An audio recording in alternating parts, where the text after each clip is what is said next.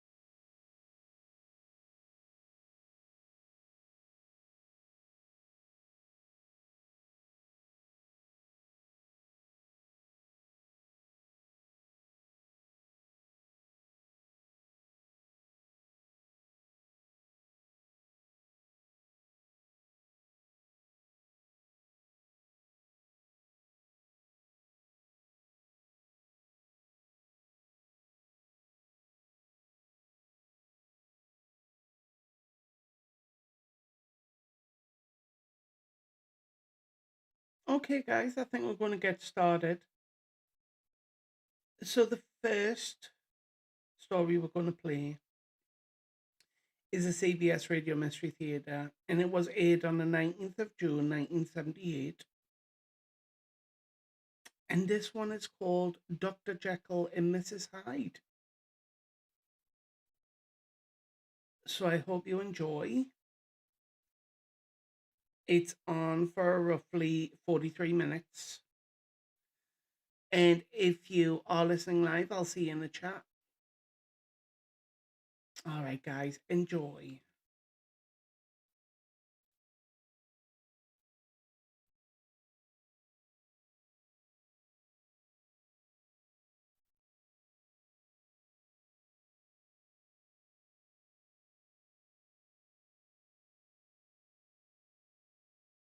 Sorry, guys, I've just realized I've got absolutely no sound playing through. That's a good start.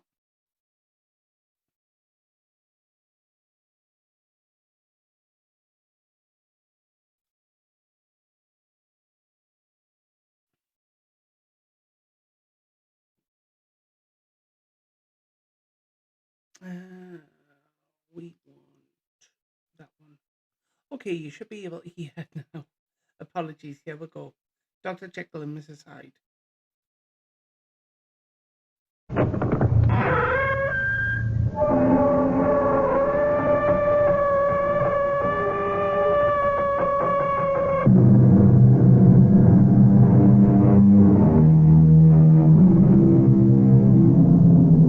Come in.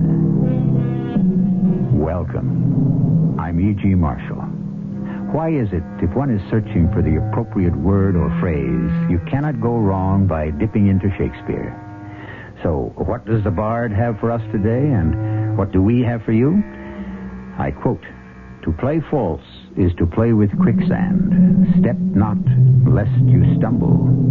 Who takes that step into quicksand, and why, is the heart of today's mystery. Oh, Sheriff Blake, come in. Jessie, you're all upset. Well, whatever's the matter? They've gone. Disappeared. I knew it would happen. I had this feeling in my bones. Jessie, please, now calm down. Who's gone? The kids. Mary and Arthur. Sam and I are very afraid something terrible has happened to them. It's that blackmailer. Do you think he could have killed them?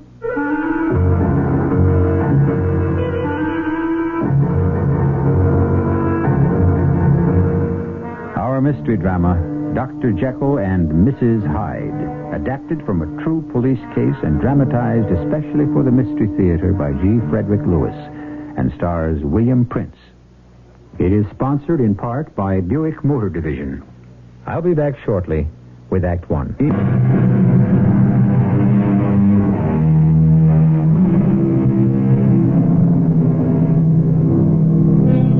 We're in one of the most beautiful of the Midwestern states. The town is Hackettstown. It is spring. Everybody should be out enjoying the warmth after a hard winter. But where is everyone? In the courthouse. And those who can't get in stand outside waiting. For inside, someone is on trial for their life. At this moment, Sheriff Ed Blake is speaking from the witness box. Your Honor, the attorney for the defense keeps interrupting me. How can I give any evidence? I am sorry, Sheriff Blake. I only wish you to make your responses clear. I repeat, there is absolutely no question that the bullet was fired from the gun Exhibit A. On what authority do you say that? I have an affidavit here from the police crime lab. Were there fingerprints on the gun? Matter of fact, not very clear ones. Therefore, you cannot say, Sheriff Blake, who it was who actually fired the gun. I certainly can. But you just said that The set of blurred fingerprints is only one small link in the evidence we have secured against the accused. I suggest to you, Sheriff, that one weak link can destroy an entire chain of evidence. Now, look, ma'am, I can understand you dancing around the facts of this case. You're the attorney for the accused. But you know, in your heart, the accused is guilty as hell. May I ask the court to direct the witness to be more responsive and less vituperative? All right. You don't have to say anything, Judge. I'll watch my language. Keep forgetting the counsel for the defense is also a lady. Sheriff Blake, is it or is it not a fact that you are a personal friend of Mr. and Mrs. Samuel Teller? Yes, I am. And that's what makes it so doggone hard for me to give evidence. Because I know how they feel. I know how I'd feel. Can you tell us with as little emotion as possible when this case first came to your attention? You mean way back when? If need be. Well, glad to, ma'am. It was, well, let me see. Yes, it was 5 years ago, just about this time of year, at the wedding reception. I'm glad you came to the wedding reception, Ed. Mary wouldn't have been happy if her favorite sheriff hadn't been on hand. Your Mary made the most beautiful bride I ever saw. Tell you that, Sam. Yeah, we're very proud of our Mary. You should be proud of Arthur, too. Fine son-in-law. Way he seems to be taking over the business. Well, we are, Ed, but you know how parents are. There isn't anybody Mary could marry we think good enough for her. But she thinks Arthur's got the gumption. She loves him. Yeah, I think he has, too. Wasn't that long ago Arthur Courtney showed up here in Hackettstown one day and got a job in your steakhouse as a busboy?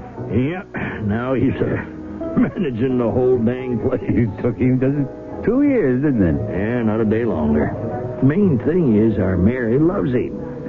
Mary, Arthur, come on over here. Oh, Daddy, I'm so happy. It was the most beautiful wedding ever. Hello, Sheriff Blake. Congratulations, Arthur. You married the prettiest girl in Hackettstown. Oh, Ed Blake, you old sweetie. Who would have thought, little Mary Teller? No, I'm Mary Courtney now. Yes, sir. Arthur, you got yourself one prize wife there. Hey, you don't have to tell me.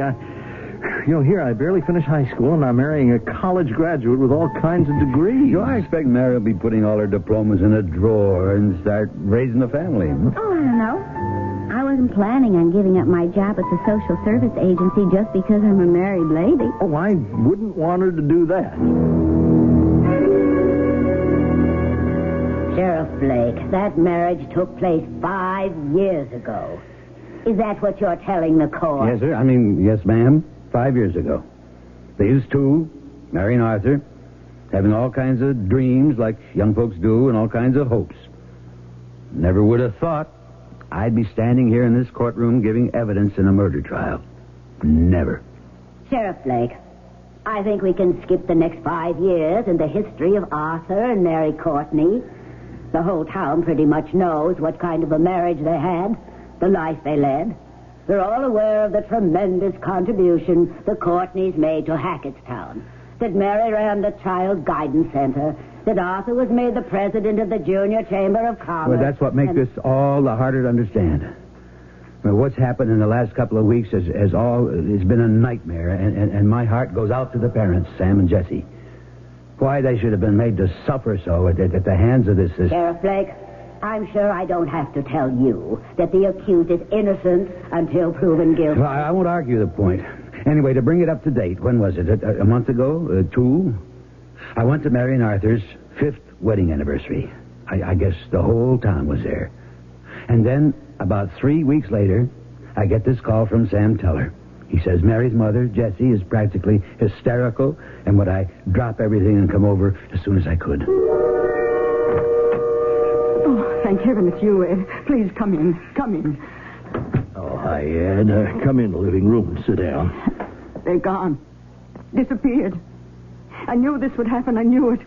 I had this feeling in my bones. Jessie, will you calm down and tell me what the trouble is? It's the kids, Mary and Arthur. We're afraid. Well, they've just gone and disappeared, and nobody's heard a word from them. Something awful's happened to them. I know it. By that man, the blackmailer. Sam, now, Jessie, if I'm going to be able to do anything, I have to know what you're talking about from the beginning. Oh, we can't. And, Jessie, we have to. We have to tell Ed everything. It's the only way. I gather you haven't heard from Mary or Arthur since... when was it? That 5th anniversary celebration. Well, they left on a tour of the state the next day, and Arthur was going to visit every one of our 22 steakhouse franchises. If there were any problems, he'd iron them out. Of course, Mary wouldn't let him make the trip alone. You know how devoted they are to each other. Besides, because it was their anniversary, the trip would be kind of a combination pleasure and business. And it's not like Mary. She always writes or telephones when she's away. You haven't heard a word? No, it's almost 3 weeks and not a word. More than that, they haven't even showed up to franchise houses. Now, I call practically every one of our restaurants. Nobody has seen Arthur or Mary. And Jess and I are afraid that... Sam, you've got to tell Ed. Tell him now. The fact is, Arthur Courtney is an ex-convict. What? Yeah, you're entitled to be surprised. It isn't only that. Jesse, please. Now, let me tell him. Everything happened so gradually that Jesse and I, we just forgot about Arthur's record. You've known it all along? Oh, yes. Ever since the day Mary... Jesse, before Arthur came here to Hackettstown, he was in California prison for check kiting. Of course, we didn't know that. Mary, as part of her social work in college, used to correspond with prisoners in various jails. Arthur started to answer. And Mary got interested in Arthur's case. She actually worked with the parole board, guaranteeing him employment and so on. Well, of course, we didn't know that. Now, the day Mary graduated from college was the day they released Arthur. So she came to Sam and me and said if we'd give him a job, he'd never have any trouble anymore. That was the first time we knew about Arthur. It was such a worthwhile thing, helping a man get back on his feet. So Sam started Arthur off as a busboy in our meat and drink here in Hackettstown. And I never regretted it. You know, Ed, Arthur became a living example of what can be done to rehabilitate someone who's made a mistake and paid for it. And then, as time went by, Mary fell in love with him. And they've had a wonderful life together. Now, what's this you said about blackmail? Yeah, well, it started about 3 years ago, Ed. It's someone who used to know Arthur. So Arthur started paying him off. He was doing that for a year before Mary let the cat out of the bag and told us. I told him not to do it. They never stop. Oh, no, Arthur was sure this payment was the last. And the next payment was the last, then the next. Now, and... we have no idea how much money went that way. I do know it was practically all of Mary's money as well. Well, how did he make the payments, the blackmailer? Well, Arthur would get these letters. Mary never saw them. He'd destroy them right away, and he'd go out of town to deliver the money. He kept telling me he had to pay. He couldn't bring that disgrace on Jesse and me and Mary and all the people in town who had trusted him. Oh, Sam, I thought you and I were good friends from way back. You should have told me years ago. I told Sam that, didn't I? Didn't I say, tell Ed? He's a sheriff. He'll know what to do. Well, Arthur swore us to secrecy. Now, how could I break my word, Jesse? It would have been the end of everything. What are you talking about, the end of everything? Could it be any worse than this? They could be dead, Mary and Arthur. I can't think anymore. So what makes you feel, because they seem to have disappeared, that anything violent could have happened? He bought a gun. Who? He showed it to me. Arthur took it with them when they left. He said he was going to meet with his blackmailer for the last time. Well, why the gun, I asked. I don't know, he said, but Mary's going to be with me and we've got to protect ourselves. Sam didn't tell me about the gun until last night. That's why I made him call you, Ed. Do you think... is there any hope? Well, of course there is, Jesse. I'll be going now, and mind you, if there's anything else about Arthur, Mary, anything, I want you to call me right away. I'll see you at the door, Ed. Yeah. So long, Jesse. Now, you keep your faith up, all right? I'll try, Ed. I will. And thanks for everything. Thanks for coming over on the double. Oh, Sam, I wish like anything you'd call me sooner. Is there, like Jesse said, hope? Well, to be honest with you, Sam, right now, hope is about all we've got. Take a young couple, marry them. The man has a criminal past, but in spite of it, he makes good, turns apparently straight. Then the past catches up with him in the form of blackmail, or perhaps worse. Those who are regular Mystery Theater listeners know that Act 1 is only the beginning of suspenseful surprises. Be patient, and we'll see what develops when I return shortly with Act 2.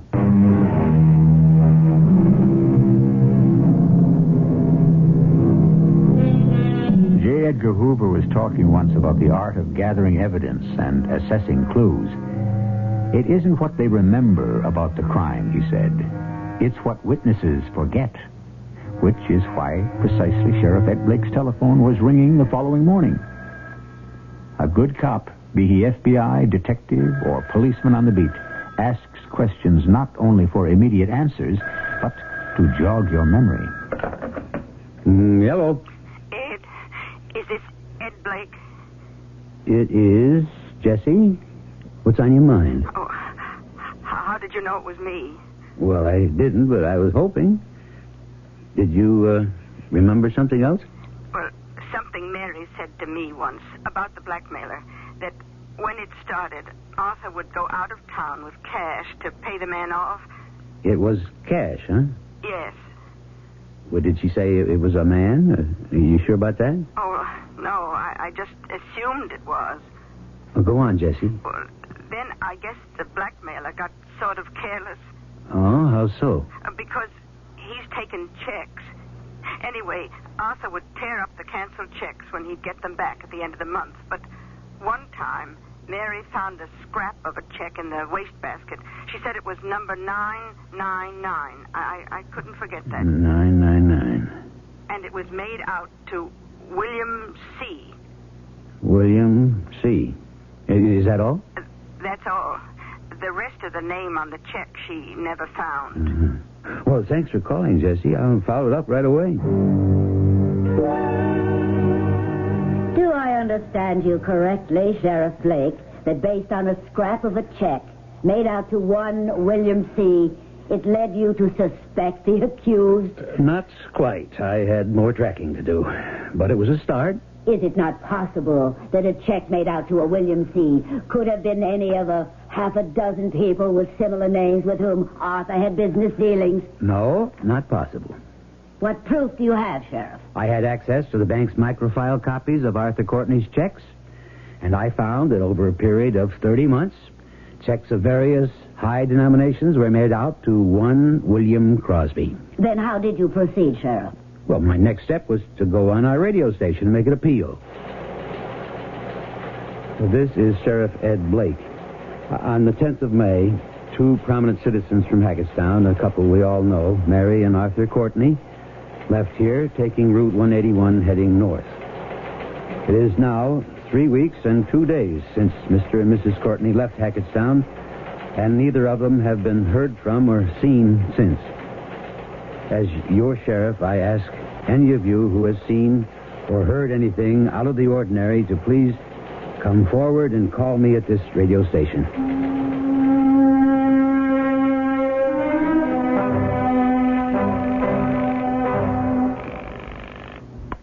Hello. Sam? Sam Teller? Hey, yes, Ed. Hey, that's a good idea, that radio broadcast. They've been playing it since Wednesday. Do you go back to the radio station every day? Oh, no. They've been referring the calls to police headquarters. Well, any news? Well, that's why I called, Sam. Hey, don't tell me you found them. They heard the broadcast. Now, take it easy, Sam. I just had a long phone talk with the chief constable in Hills Landing. Where is that? Well, it's up near George Lake. What I want to say is the police up there have found some things, and I wondered if you'd drive up with me. Well, sure. When? Well, as soon as you can. Well, what do you mean, found some things? I'd rather not go into it on the phone, but I'll need you for identification. Oh, my God. All right, Ed. I can be ready anytime. Well, why don't you leave the restaurant right now and walk straight down Pine, and I'll pick you up at the corner of Pine and 12th in 5 minutes.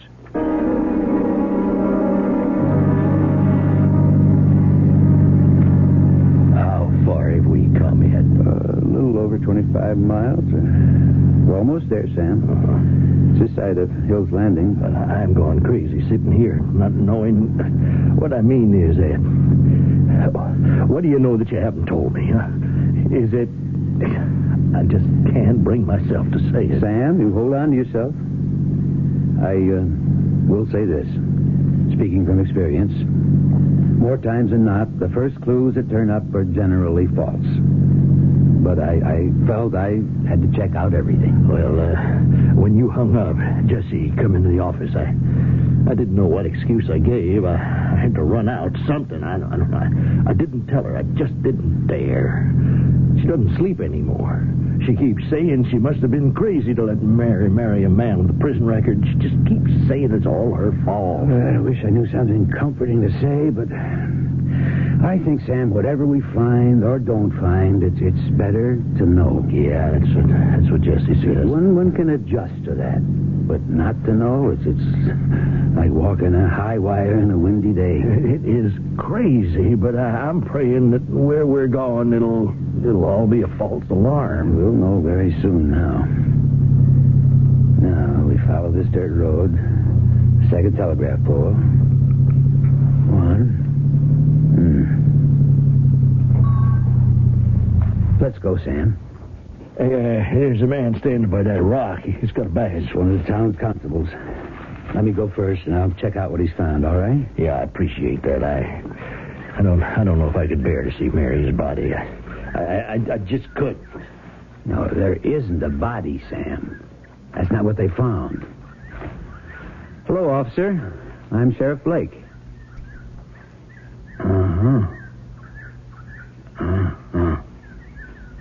I'll take this. Thanks. And the hat also. Ed? Ed, what is it? Sam, I want you to look at this hat. Man's hat. Just look at it carefully. Recognize it? Yes. It's Arthur's, I'm sure of it. But I don't remember it being torn like that. It's not a tear, Sam. It's a bullet hole. Now, I'd like you to look at this. No. You recognize this piece of material? Yes.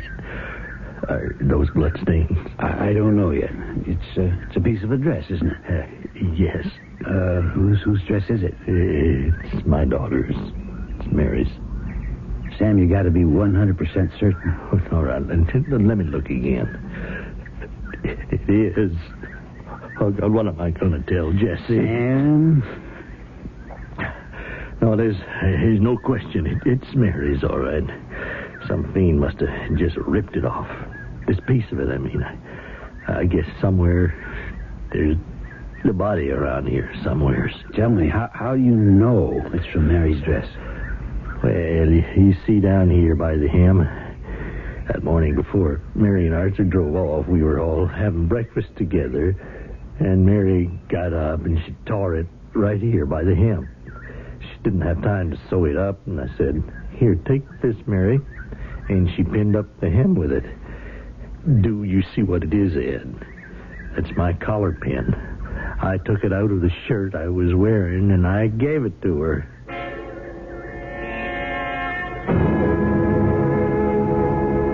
I would venture to say, Sheriff Blake, that we are still a considerable distance from associating the evidence you describe with the accused. There is more.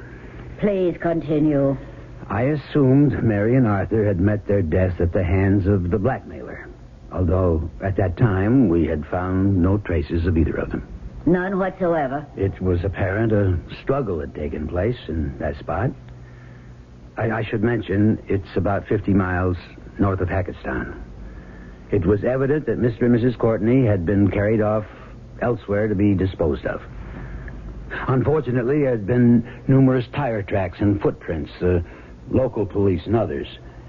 People had been picnicking there, and we found some empty wine bottles, but I'm told they didn't yield any fingerprints. If you don't mind, Sheriff, will you kindly confine yourself to how it specifically applies to the accused? But I'm getting there. The investigation proceeded in 3 directions. A careful search of Arthur Courtney's office in the main restaurant building. 2, I made a call to the California prison where Courtney had served time.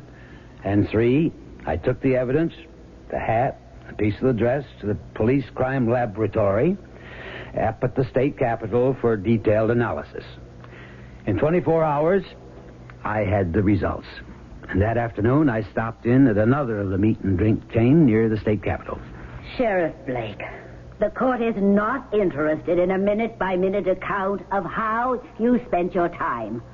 I fail to see where you stopped to eat has any bearing on what we are trying to establish. Ma'am, I didn't go into that restaurant for a meal. I went for information. Oh, yes, sir. May I help you? Well, I don't know. I've never been in this meat and drink before. I've been in some of your others. You cashier? Yes, sir. If you want a table, you'll have to stand over there where the hostess can see you. I'd kind of rather stand right here and talk to you. Oh, excuse me, sir. I'll have to ring up this lady's check. Here's your change, miss. Yeah, I suppose everybody tells you got beautiful red hair. Oh, my boyfriend does. And he doesn't like anybody else saying that. I'm sure he doesn't. You can't blame him for that. Does he work here? Uh-huh. He's the new night manager. No kidding. How'd you swing that? Oh, I didn't have anything to do with it.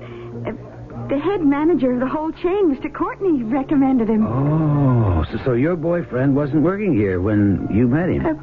Sir, if you'll pardon my saying so, I think you're being just a little bit nosy. Oh, no, I didn't mean to be rude. Did you say your boyfriend's name was Bill? My goodness, I didn't tell you his name. How did you know? Oh, excuse me, I have another customer's check to ring up. I'll be back a little later. What time does Bill get here? Oh, at 6 o'clock. Hold on a second, will you? Oh, okay, I'll be back at 6. Isabel?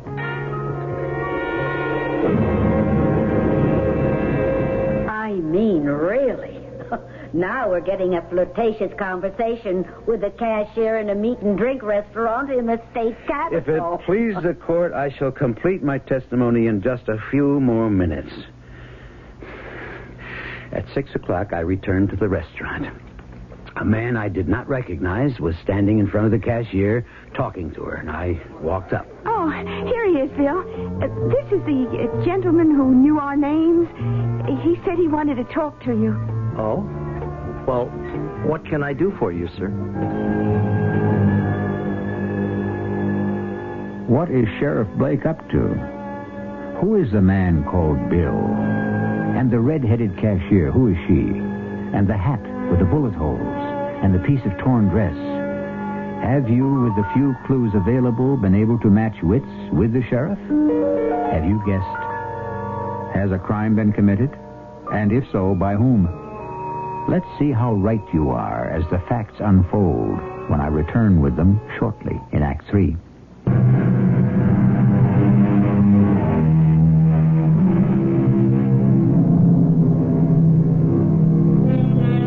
When this mystery hour was only minutes old, we ran to Shakespeare and pulled an apropos quote from him, warning the traveler that untruths are like quicksand. Step not, lest you stumble, was the advice. The final line to which is, one misstep and all is lost. In a restaurant, a man turns and faces the sheriff. Yes, sir. What can I do for you? Are you William Crosby? Yeah, sure. And you, sir? Ed Blake. I'm sheriff in Hackettstown. Oh, where's that? Oh, Bill, you know where Hackettstown is. Well, it's about 50 miles south of here. No. No, I've never been there. No? Well, I thought Mr. Courtney recommended you for this job as night manager. That's where he lives, and he got you this job, right? What are you talking about? I didn't know he was a sheriff, Bill. I told him about that letter, remember? You told me that he... Will you shut up? Mr... So, what did you say your name was? Blake, Sheriff Blake. Yeah. The lady is right. I'd forgotten. I show you this picture, Mr. Crosby. You know this gentleman? No, I can't say I do. Who is it? This is Arthur Courtney. You'd never met him? Oh, never. Yeah, he recommended you for night manager here. Experience. I have the experience. Why don't you ask him why he hired me? Arthur Courtney's been missing for almost a month. What's all this got to do with me? I know Arthur Courtney, and you look a great deal like him. You even sound like him a little bit. Well, is that a fact? Well, I don't know of any twin brother. His hair's a different color. So are his eyes. They're gray. He's about the same build as you. I'd say an inch too shorter. Sheriff, I'd like to stand here and talk with you, but folks are going to start coming in for a meal, and I've got lots to do. That's all right, Arthur. You go on ahead. Call me Arthur. My name is William. Okay? Isabel, will you check all the menus and make sure they got tonight's burger and fries special? Goodbye, Mr. Blake. Why did you call him Arthur? Oh, slip of the tongue. How long have you known him? 2 years. He used to live out of town. He was a salesman, and he'd come in here regularly. I might as well tell you, we're going to be married. You kept in touch with him when he traveled? I must say, you do ask a lot of questions. Yes, I'd write him. Where? Care of general delivery. Where? Do I have to say? Would you have something to hide? I don't know. I'd write him care of general delivery, Hackettstown. A place your fiancé said he'd never been to. I know. All I can think of is Bill must be protecting someone. He's that kind of a person. I'm going to give you these photographs. One is Mary Courtney, Arthur Courtney's legal wife. The other is Courtney himself. When you're home tonight, I want you to show them to Bill. See if you can get him to remember if he knows them or has ever seen them. And I'll stop by here and have a little chat with Bill again sometime tomorrow night.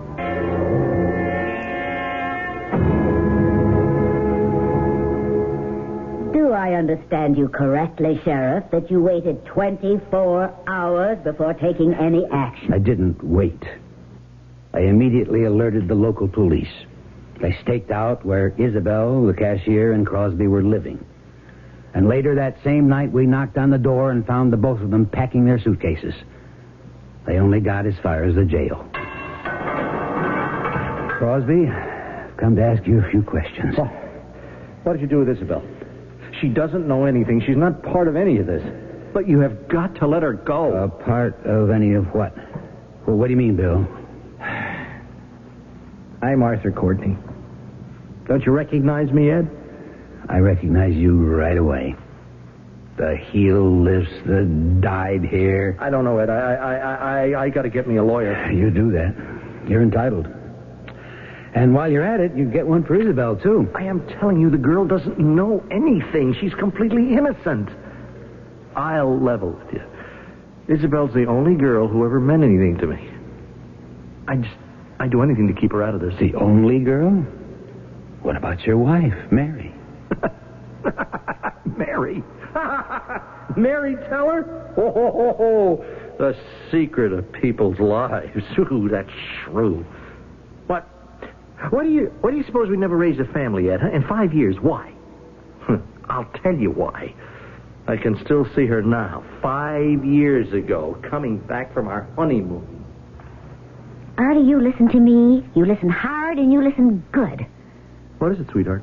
I am not staying married to a head waiter all my life. Understand? Honey, what are you talking about? Your dad's made me manager of the meat and drink here in Hackettstown. He says in a couple of years or so, he'll have me in charge of the whole region. Well, that's not good enough. You're my husband now, and I expect a lot of you. I want this restaurant chain of Dad's to be the best run, the most talked about in the whole country, and make the biggest profit. And then I want us to buy up other food chains and take over the fast food business everywhere. Hey, come on, honey. Everything in good time. Is that the way to talk the day we get back from a honeymoon, huh? Whew. Talk about throwing a guy a curve. Oh, wow, I sure had you pegged wrong. Look, if I hadn't sized you up as right for me, I never would have married you. When you came along, I knew you had just the kind of guts and push I needed. Mary, I don't know you. Maybe not. But I know you. No one in this town, in this business, is going to know you have a prison record. Yet. So let that be a warning, Artie. It just goes to show, Ed. You never know who you're dealing with. Well, I don't think Mary knew the kind of person she was dealing with either, Arthur. Or she might be alive today. What about Isabel, Sheriff? Before I answer that, I need more answers from you. First of all, where's Mary?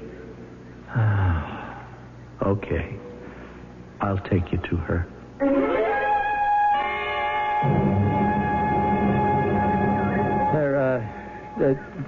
This is the place.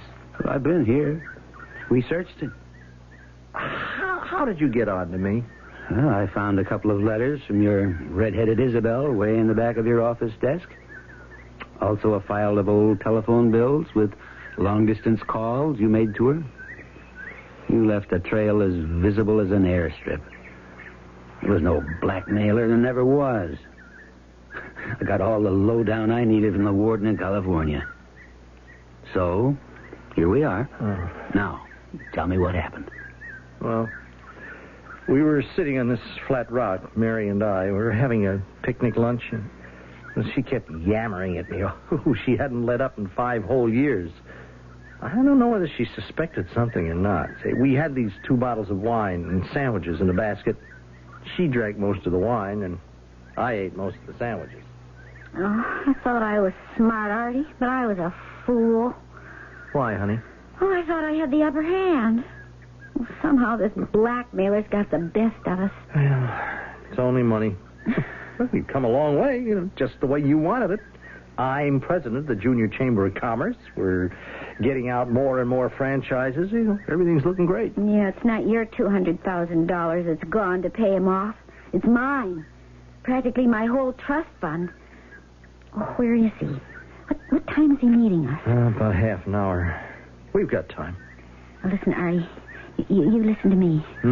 Now, when I give him this envelope with the $25,000, you say, just a minute, I want to count it. And I say to this blackmailer, it's all there, go on. You count it. So he starts to count it. And you pull the gun, and you kill him. And I'll handle the rest of it, the story of the police and so on. Mm-hmm. You've had a good time these last years, haven't you, Mary? Handling me? Well, where would you be if I hadn't? Out of jail, maybe, but probably back in again. It was me who made someone out of a busboy. So you did. No, the only thing I did wrong was listening to you and keep on paying that man off all these years. But it was my decision. Too much at stake. Oh, what time is it? Where is he? He's here now, Mary. Where? I don't see him.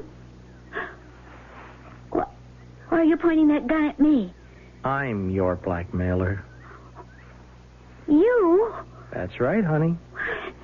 Did you really think I'd lie down so that you could step all over me all these years, huh? You're crazy. Oh, like a fox. You see, I'll be in the clear. I've got another name, and I'll start a new life with your money, Mary. The gun was loaded to kill the blackmailer. It can now take care of you. Oh, you dumb fool. They'll find you. Oh, no. No, they are going to think I'm dead. I'll show you how we do it. Prop my hat up against this tree. Take a couple of shots. Hey, bullseye.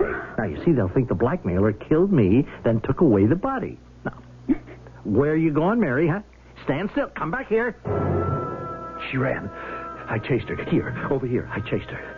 The bottom of her dress got caught, and she fell, and she scratched her leg. But she got up and kept running. We got over there to that spot, right on the edge of that ravine. She wasn't looking. She stepped back, and she... It was getting dark now. I couldn't see very well to the bottom of the ravine. It's 100 feet down. I wanted to make sure she was dead, but in climbing down, I lost my gun. I dropped it, and I couldn't find it. I went down a little ways, and I could see her way at the bottom, stretched out on the rocks. That was the end of her. You left her there? Why not? It's an accident. Come along with me, Arthur. I'm going to get you back behind bars and bring a search party out here to find what's left of your wife. You won't have to do that, Sheriff. Mary, is that you? Hello, Artie. Did you think I was still at the bottom of the ravine? Where'd you come from? A little motel up the road where nobody knows you and nobody asks any questions. Oh, yes, Artie. I've been watching this spot every day. I knew you'd come back, just to make sure I was dead. Mary, put that gun down. I get this cheap, chiseling check kiter out of jail, find him a job, marry him. And how does he repay me? By trying to bleed me and then kill me. Mary, don't do anything crazy. Now let me have that gun. Sheriff. Don't reach for yours. The gun in my hand is for use on blackmailers. That's why Artie bought it. Didn't you, Artie? Oh, Ed, I wouldn't like to use it on a sheriff. Oh, Mary, you have got me all wrong. I wasn't going to hurt you. I was just going to scare you. It was a joke. Oh, I'm so sorry I didn't get the joke. Climbing out of that ravine, I didn't think that was so funny either. Mary, don't. Goodbye, blackmailer. Mary.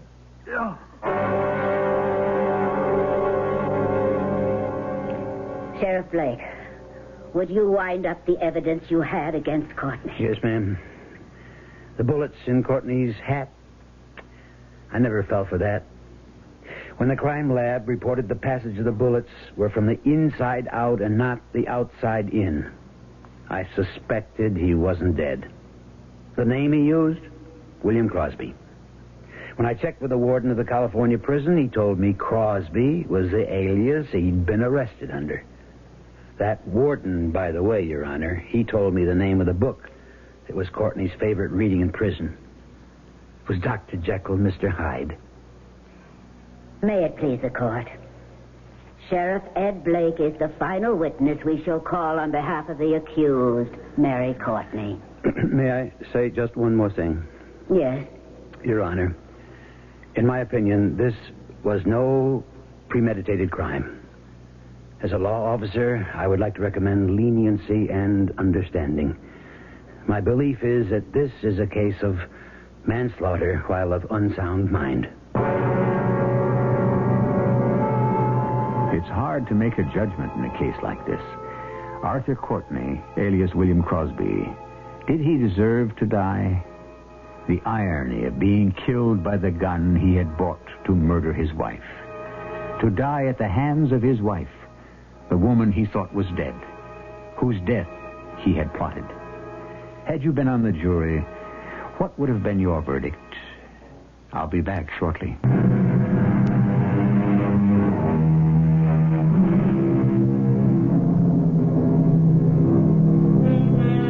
In this strange case, which I call Dr. Jekyll and Mrs. Hyde, the jury took note of that book by Robert Louis Stevenson, which Courtney had read over and over while in prison. It was obvious he was planning to lead such a double life. But when it came to which was which, Arthur Courtney or his wife Mary, they could not agree who was Jekyll and who was Hyde. Oh, you want to know the verdict? Mary Courtney was found not guilty by reason of temporary insanity. Our cast included William Prince, E.V. Juster, Bryna Rayburn, and Earl Hammond. The entire production was under the direction of Hyman Brown. And now, a preview of our next tale. The butcher. His real name was Valdez. What was his first name? Do you remember? Marcos. Colonel Marcos Valdez. I've often wondered what happened to him. Sometimes I fantasize about returning here to such a life. But that's past. Look, Dr. Limon, I really must get back to that restaurant and speak to that woman. It wouldn't be advisable. Why not? It's what I was trying to tell you before. You remember I mentioned that the man you're after had a mystery. Yes. You mean that woman? Yes. No, I don't believe it. I have to see her. But that's not all. The man, his name is Marcos Valdez. He is none other than the man who had Carla executed. Mrs. E.G. Marshall inviting you to return to our Mystery Theater for another adventure in the macabre. Until next time, pleasant dreams.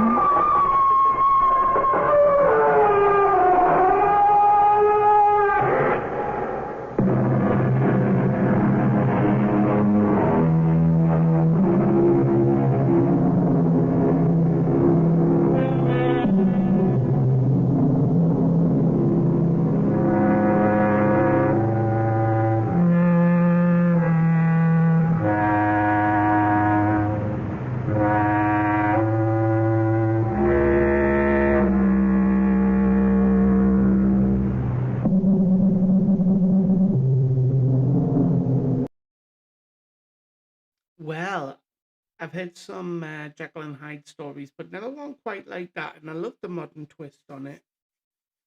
That was good.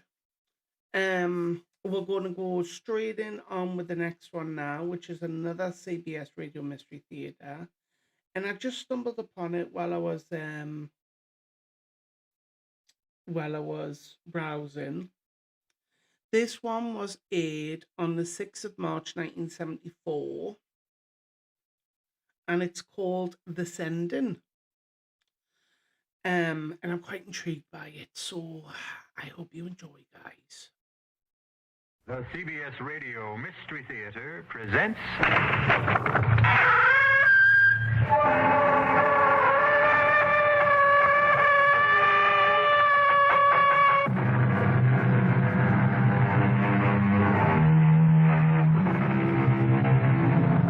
Come in. Welcome. I'm E.G. Marshall. Sit down and try to make yourself comfortable. Yes, it is quite warm in here, but don't worry about it, because in just a moment, we'll bring you a tale that will chill your blood. A tale of black magic that may have begun centuries ago, but which takes place today. A tale in which one of the dark powers of the pit is released on the campus of a Midwestern university. Did you hear that? It's just the wind. No, it's not. It's something else.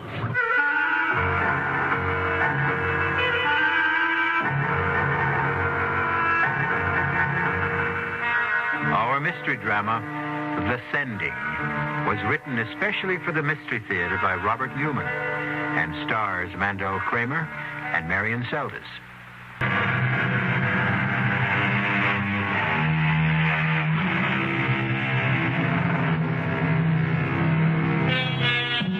Is there such a thing as black magic? The ancients thought there was. For centuries, there were those who were willing to trade their souls for the power to call up and control the dark forces of the pit.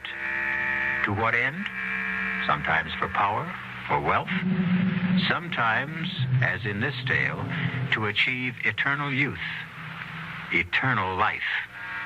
But as we will see, there is always great danger involved, and the price is always high, and usually paid in blood.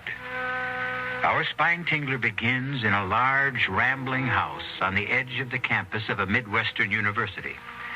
A gray-haired woman, strangely shrunken, but with intense, gleaming eyes, sits in a chair in a sparsely furnished room, waiting and listening. Arnold? Yes? Where are you? You know where I am. In my room. Hello, Mia. How are you? You know that, too. Where have you been? At a faculty meeting and then at my office. And you couldn't get home before this? Well, I had several conferences. I had to arrange my schedule. That's what you said yesterday. Mia, it always takes a few days when you're starting in a new place. Why are you so impatient? Why? Have you forgotten how I get when my time is running out? Do you realize I've only got about 2 weeks left? I told you to relax, Mia. Classes will be starting tomorrow, and you know how quickly I can work when I have to. I should have someone for you within a few days.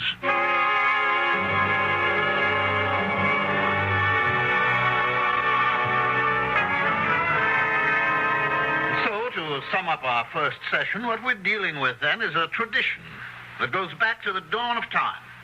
Man's belief that he can control not the forces of nature, but the forces that shape nature, and can give him power over other men, and even over life and death. That will be all for today. You have your reading list and your assignment for next time. However, if any of you are interested in any of the many fields I covered in my outline, by all means, come talk to me, and I'll give you some additional reading for a special report. Well, what'd you think, Beth? Well, it was quite a lecture. I think it's going to be very interesting. I'm not talking about the course. I'm talking about him. He's really something, isn't he? Oh, come on, Debbie. He's married, isn't he? Oh, sure he is. All the really attractive ones are. But his wife is about 20 years older than he is. Not only that, but she's not well. How do you know that?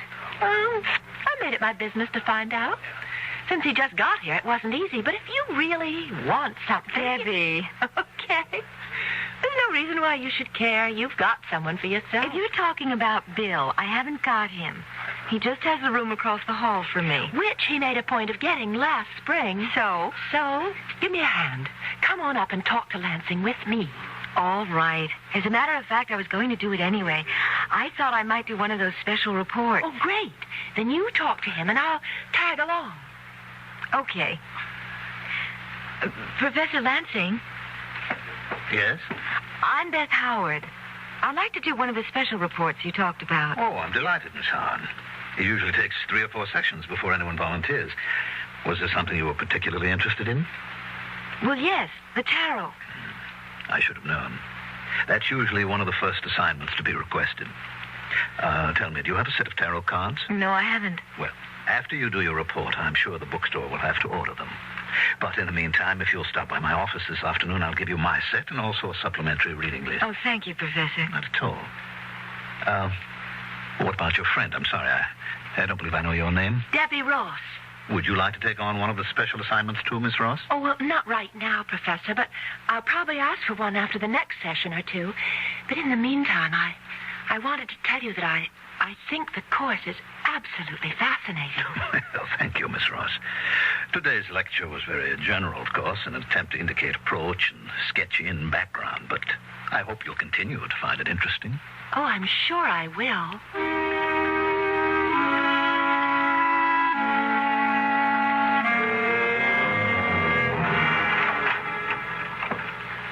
All right, Mia. I told you you could relax, and you can. You've got one? I have several. Two in particular. I'm sure you'll be delighted with either one of them. You're sure? Mia, haven't I done it often enough so that I can tell? Yes, we both have, but Arnold, it'll have to be soon, or I'll be so weak I won't be able to help. Don't worry, Mia. It will be soon. Not more than another few days.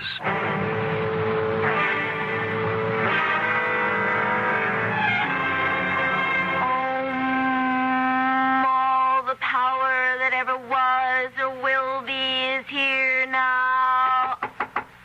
Yes? Who is it? Who would you like it to be? Hi. Hi, yourself. So you're into the tarot. How did you know that? I heard your intoning. Oh, yes. But how did you know that had anything to do with the tarot? I'm not exactly an ignoramus, but I did a lot of reading in it on my own, and in practically everything that was related to it. You never cease to astonish me. Yes, I'm quite an astonishing guy. Uh-huh. But how come you're not just studying it, but working with the cards? It's for Professor Lansing's course. I'm doing a special report for him. Oh, good old Witchcraft 1-2. Now, come on, Dill. We were a little surprised when we heard he was going to be giving it. Though I don't know why we should have been. Quite a few of the universities are giving courses like it. After all, this is the age of Aquarius. It happens to be a very interesting course. Yeah, sure it is. And Lansing's a fascinating man. Yes, he is. You know him? I've never met him officially, but I've seen him at the pool. The pool? Yeah, he's a very good swimmer. Oh, I'll have to tell that to Debbie. Why? Well, she's taking the course, too, and she's got quite a thing about him. Yeah, well, just tell her to watch her step. Oh, because he's married? No, because I've got a funny feeling about him.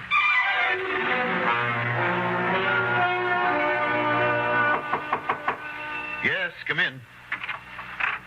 Good afternoon, Professor Lansing. Good afternoon. It's Miss Ross, isn't it? Yes. Oh, I hope this is all right, my coming here to your office. Well, that's what I'm here for. What can I do for you? Well, I told you after your first lecture that one of these days I'd like to do one of your special reports. Yes, I remember. And you're ready to do one now, yes. Are you? I've gotten pretty well squared away in all my other courses, so I do have time for it. Well, I'm delighted. Now, is there any area that you're particularly interested in? No. Well, then how about divination? Foretelling the future? That's right. That's a big field, isn't it? Yes, it is. There must be 100 ways people have used to look into the future. I'll give you a reading list on it, and why don't I give you this, too? What's that? It's called a speculum. It's an old bronze mirror. What a fascinating-looking thing. Yes, it is, isn't it? I got it in Paris years ago. I've never been able to date it, but it's probably Roman, Mithraic. But what is this strange-looking head on it? That's Kronos, or eternal time. He was an important figure in the mysteries of Mithra. And what do I do with it? Well, it was undoubtedly used not just in Roman times, but all through the Middle Ages to foretell the future by looking into a mirror. Oh. Why don't you try it? You'll find the technique described in Zeller, one of the first books on the reading list. Oh, it sounds very exciting. Thank you very much, Professor. Not at all. It's a very rare and unusual thing, so I wouldn't give it to just anyone. But I know you'll take good care of it. And we'll all be looking forward to your report.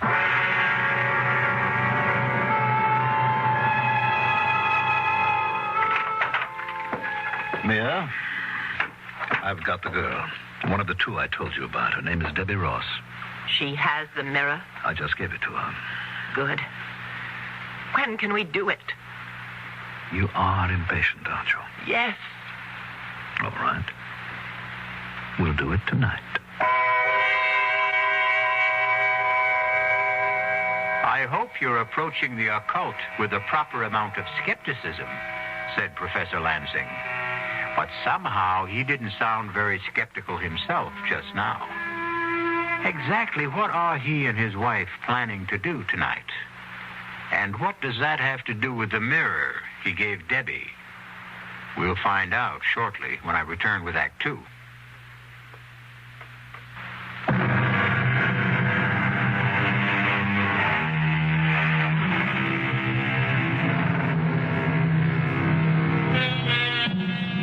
Unto all things there is a season. And of course, the proper time for one of the darkest aspects of the occult black magic is night. Well, it's night now, about 10 o'clock. And Beth Howard has just arrived at Debbie's rooming house, which is only a block or so from the campus. I was afraid you weren't coming. Well, you said it was important, that you had something to show me. I have. Look. Oh, wow. What is it?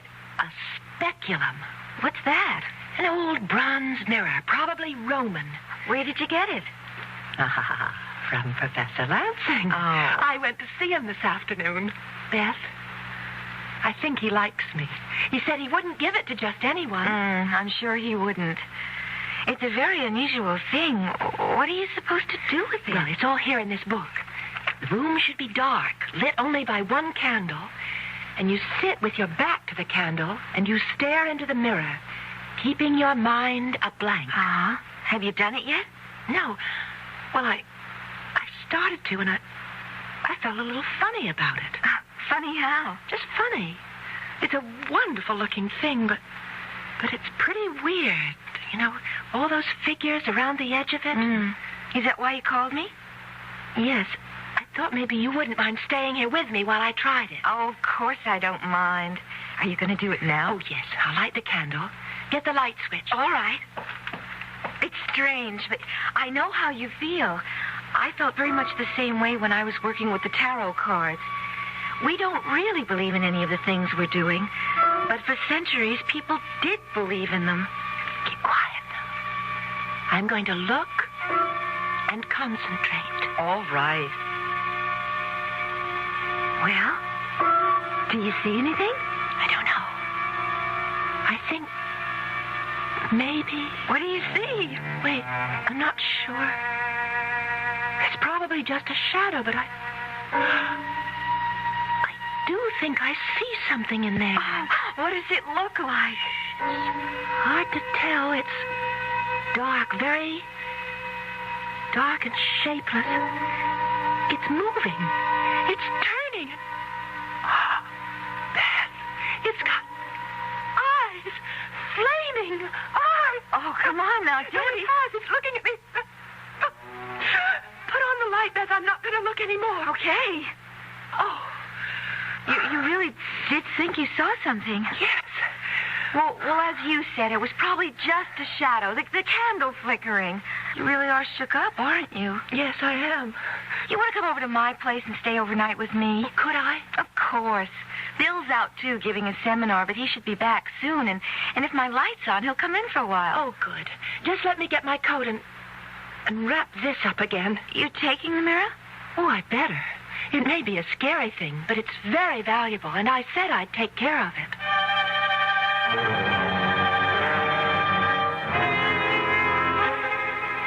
All right, Mia. Is it time? Yes. Let's go into my study. You'll have to help me. Of course. Take my arm. Oh. Slowly. Arnold, I really am weak. I've never felt so weak before. It doesn't matter. We'll all be over in a little while. Here, now, sit down. Yes. I'll get the box.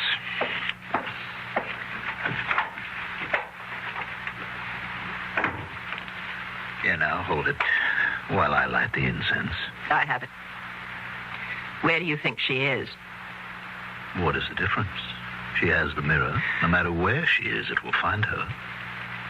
Are you ready? Yes. Give me the rod. Here.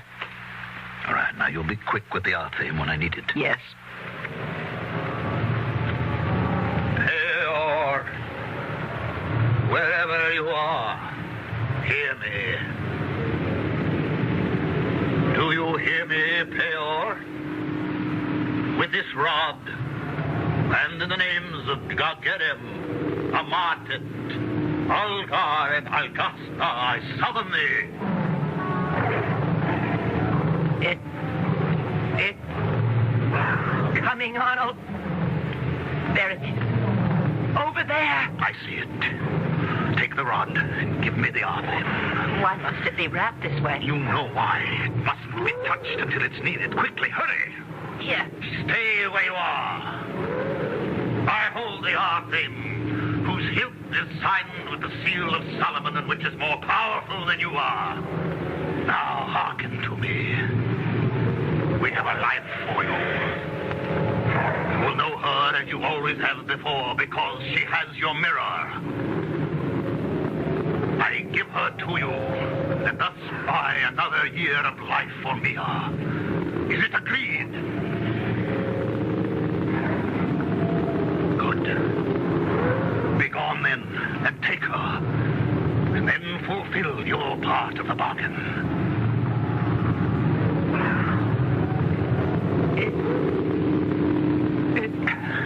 It's gone. Yes. Are you all right? Yes. Yes. Somehow I always forget how much it takes out of me. Yeah, here's the R theme. Wrap it up again carefully. I'll get us both some brandy.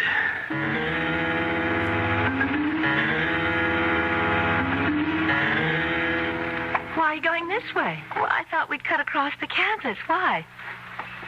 You're still upset, aren't you? Yes. Look, I'm not going to say it's silly. I've gotten anxious myself at times when there was no real reason for it. But you know the whole thing was just your imagination. You've been doing a lot of reading about things that are strange, and you think you saw something in the mirror. Probably one of those heads that are on it. I guess you're right. I'm sure I am. But if it's going to affect you this way, maybe you should give up the course altogether. No, that seems silly. Besides, you always claimed one of my troubles was I was too literal, and I didn't have any imagination. Well, it's beginning to look as if I was wrong. Well, why don't we talk to Bill about it? It turns out he knows a lot about this sort of thing. How come? Well, he got interested in it through his work in English Lit. The tarot when he was writing a paper on the wasteland, and black magic when he was doing an analysis of the Gothic novels.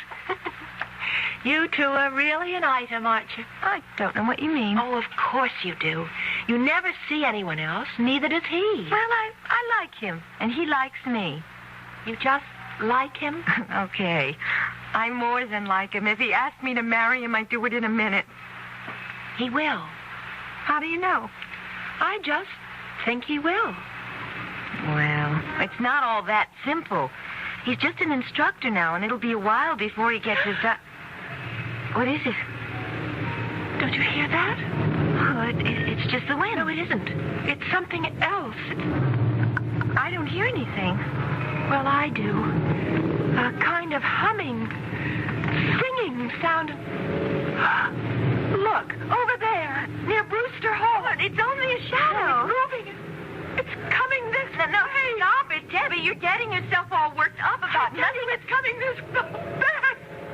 It's got eyes. It's that thing I saw in the mirror. Come on. Run. Debbie, wait.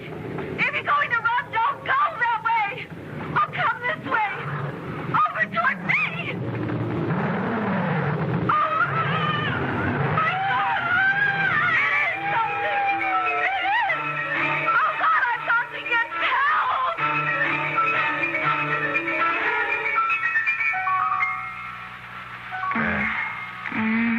Beth, darling.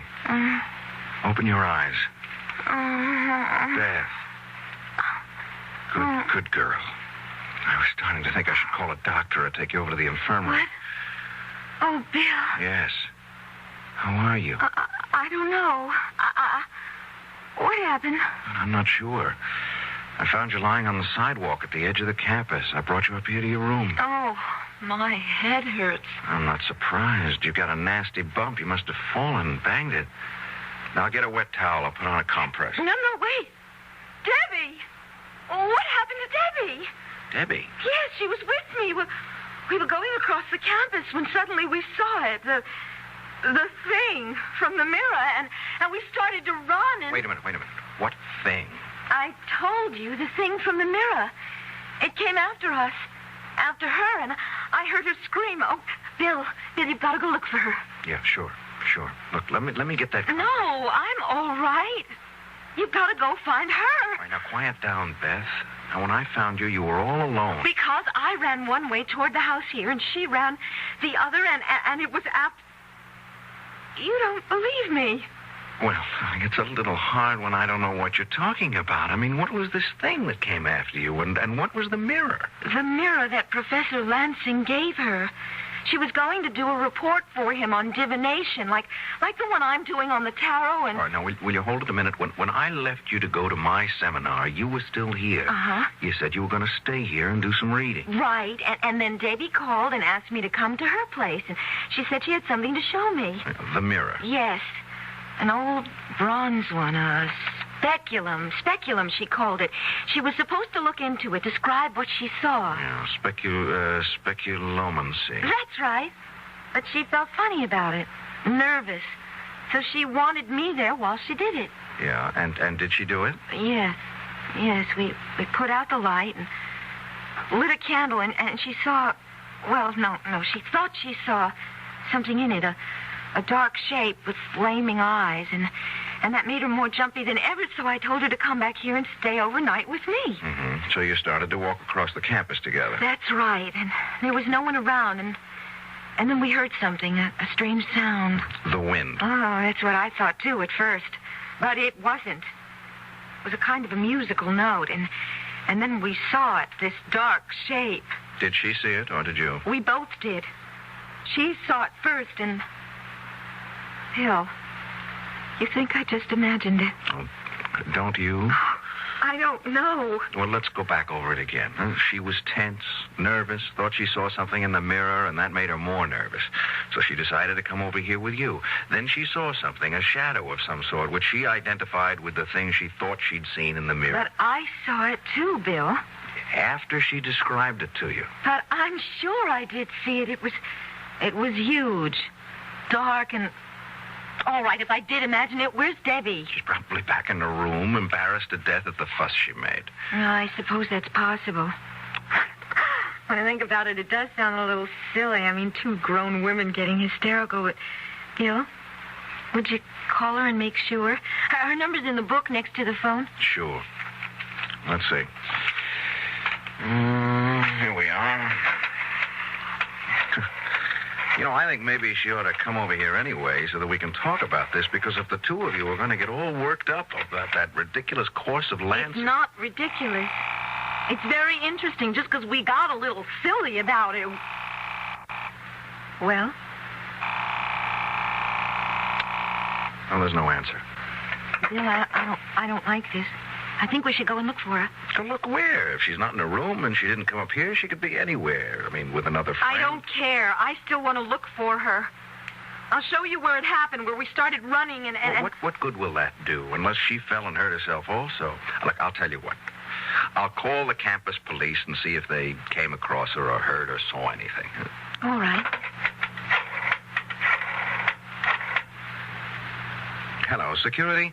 This is William Taylor of the English department. This is a rather odd call, but I wonder if any of your men ran into an undergraduate by the name of Debbie Ross within the last hour or so. Yeah, well, another student, Beth Howard, was with her. They were walking across campus, and they were frightened by something. No, it wasn't a man. It was, What? Oh, no. Where was this? I see. All right. I'll come right over. Bill, what is it? One of the guards found her about 10 minutes ago. What do you mean, found her? Found her body in the bushes near Brewster Hall. she's dead.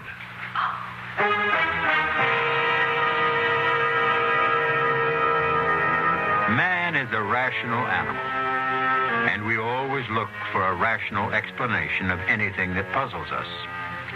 But what if there is no rational explanation for it? Do we admit that there may be things we don't know about? Things that we've refused to recognize because the idea terrifies us? Debbie Ross is dead. But how did she die? We'll find out when I return shortly with Act 3.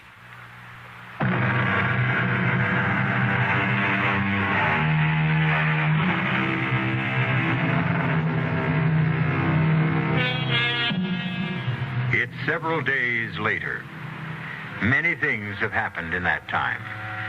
There have been questions, investigations, explanations, and recriminations. There has also been a funeral. As far as Beth is concerned, that is the only thing that really mattered. That and what has happened between her and Bill. Yes? Who is it? Bill. Oh. Just a second. Hi. So you're still locking your door? Yes. Which is very silly of me. All right, I didn't say that. It's certainly understandable. Uh-huh. But still pretty childish. You've been treating me as if I were a hysterical female. But that's not true. I've been perfectly willing to talk to you about it, but you know what the facts are. Of course. There were no marks on Debbie's body, at least none that could have killed her. She died of a heart attack. That's right. But they checked back on the physical she took when she was admitted here, and there was nothing wrong with her heart. Look, Bill, we've been through this before. Debbie thought she saw something in the mirror. Thought she saw it again out on that campus, and that made me think I saw it too. Look, darling. Don't call me darling. Why not? Because I don't want you to.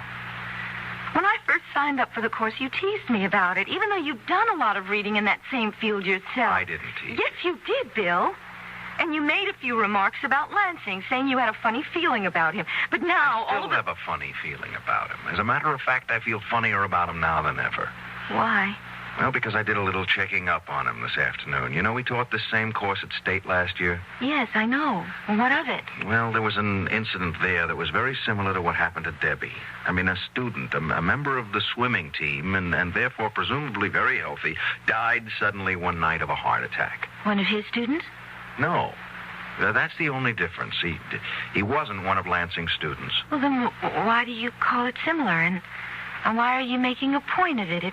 If there was no connection between them, Look, Bill, I don't know if there was or not, but I thought perhaps I ought to look into it a little further. How? And I'm going to go see Lansing. I'm going to talk to him. No, Bill. Why not? Because I feel odd about him, too. I have ever since Debbie died, and I'm afraid.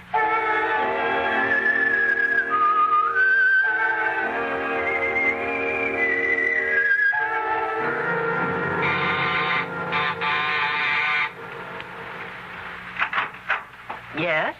Good afternoon. Is Professor Lansing at home? Yes, he is.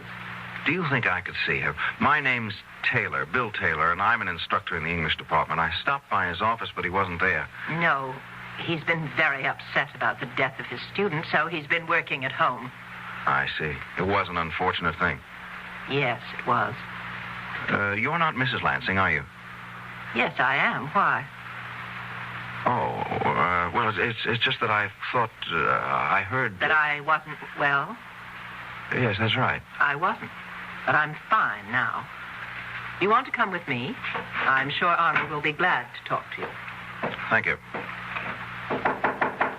Yes? Arnold, this is Mr. Taylor of the English department here. Come in, Mr. Taylor. Come in. Sit down, won't you? Thank you. First of all, I'd like to tell you how pleased I am that you agreed to stay and continue with your course. Well, I was reluctant to, but the faculty committee felt that I should. What happened was very unfortunate, but I don't see how you could have been considered responsible for it in any way. Well, I felt I was.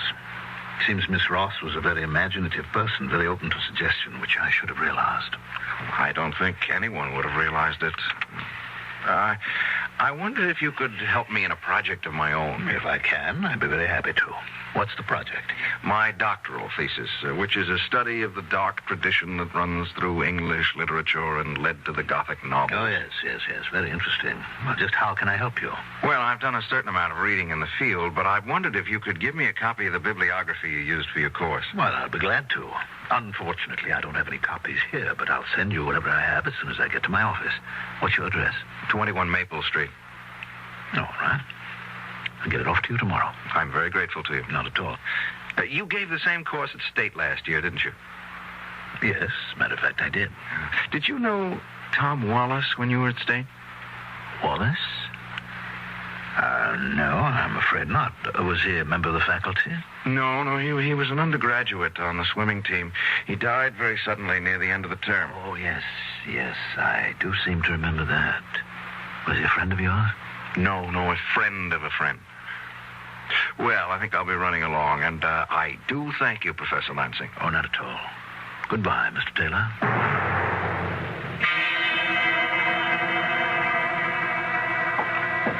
Did he go? Yes. What did you think of him? He seemed like quite a pleasant young man and very attractive. Mm-hmm. Well, I'm glad you think so, because he's going to be our next. Oh? Well, you don't have to worry about that for a while. You've got another 4 months.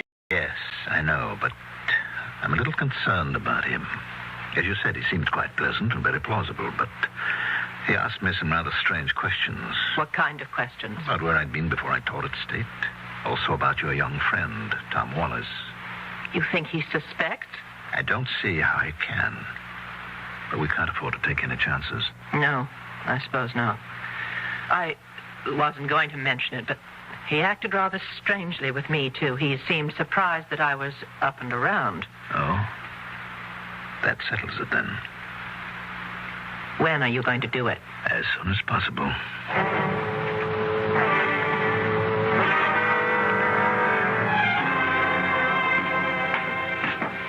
Beth? Yes, Bill? I've been waiting for you. You want to come in here for a minute? I want to show you something. Of course. What is it? This. Oh, it's the mirror. The mirror Lansing gave Debbie. Uh-huh. That's what I thought. Where did you get it? I found it in my desk drawer about a half an hour ago. Well, how did it get there? Well, obviously somebody put it there. I was out all morning, and I never locked my door. Professor Lansing? Who else? It's his. And the police must have given it back to him after Debbie died. Well, why would he put it in your desk? That's a very interesting question. I think I can answer it, but if I do, you're going to think I've flipped out. No, I won't. Well, you should, because it's completely impossible. Do you know what a sending is? No. When someone who's involved in black magic knows enough and is powerful enough to raise an evil spirit, he can send that spirit to destroy someone. Oh, no. You mean that thing that Debbie saw in the mirror that I saw out on the campus? Yes. And it's here now? In the mirror? No. But the spirit has to be guided to the victim. And in this case, it's being done with the mirror. It will go where the mirror is. I still don't understand, Bill. I can understand why he might want to get rid of you, but what did he have against Debbie? He didn't have anything against her, but there was something of hers he wanted. Her life. Her life? Do you remember what I told you about Mrs. Lansing yesterday? Uh-huh. That, well, the story was that she was quite old and ill. She turned out to be young and well and attractive. Yes. Well, according to the grimoires, the books of black magic, when you raise a spirit, you can also make a bargain with it. Give it the life of someone else in exchange for some more time for yourself or someone close to you. Bill. I told you it was impossible. Well, I would have said so, too, a week or so ago, but now I don't think so. I think it's true. Well, what are you going to do about it? And I've got to get rid of the mirror. Destroy it. No, I'm not sure I can do that. I'm going to act as if it were all true, all possible, and fight fire with fire. I'm going to get the mirror back to Lansing. Give it back to him? No. No, put it in his house without his knowing it. Well, how can you do that? I think I can. He has a class this afternoon. Yeah, but what about his wife? Well, she'll probably go out sometime. If she doesn't, I'll phone her. I'll give her a message that'll get her out of the house. Bill, I'm coming with you.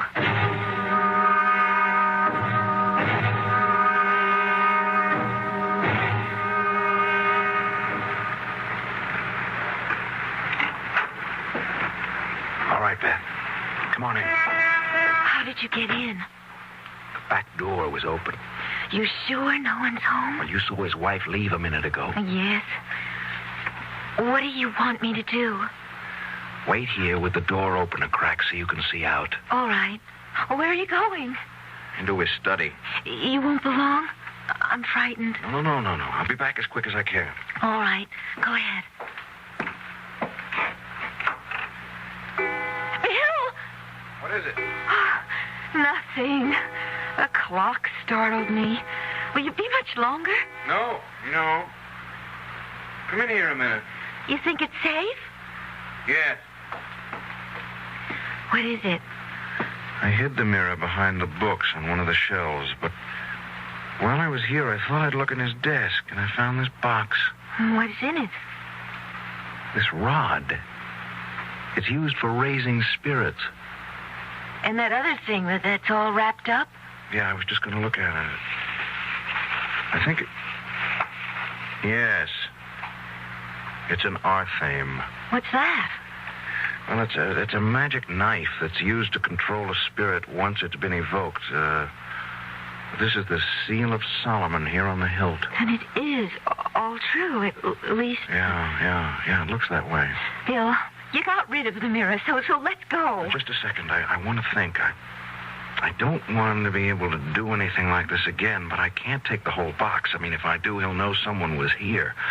On the other hand, yes, I can take the arthame. Well, won't that do the same thing, Bill? Let him know we were here? No, not right away.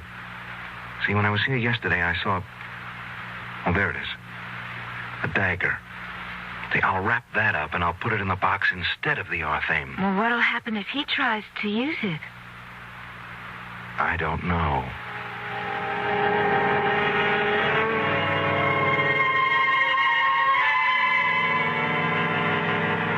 All right, Mia. Is it time? We said midnight. You are sure he's there? In his room, now? He has an early class tomorrow, so I would assume so. Now hold the box while I light the incense. Arnold, I don't like this. Why not? We've never done anything like it before. Twice, not just in the same place, but within a few weeks. We had no choice, Mia. He's suspicious. And if he goes on prying and asking questions... Yeah. All right. Give me the rod. Here. Pior, wherever you are, hear me. Do you hear me, Pior? With this rod and in the names of Dageram, Amatet, Algar, and Algasna, I summon thee. There it is, Arnold. Over there, near the bookcase. I see it. Give me the arthame. Here. Stay where you are.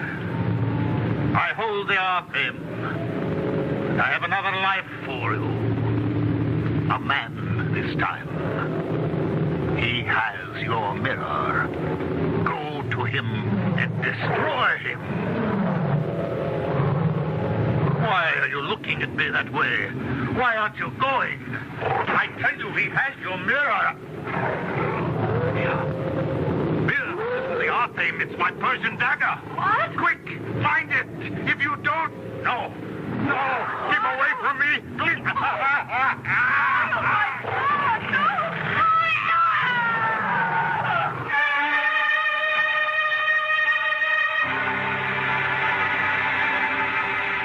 What time is it now? 12:15. Do you think he's tried to do anything? I don't know. And I don't know how we'll be able to find out unless... Oh, what's that? It's a police car. It's going that way, toward the Lansing house. But why? Let me see if I can find out. Hello, security? This is William Taylor on Maple Street. One of your squad cars just went by going over towards Willow Road. Do you know why? I mean, is there anything wrong? Oh.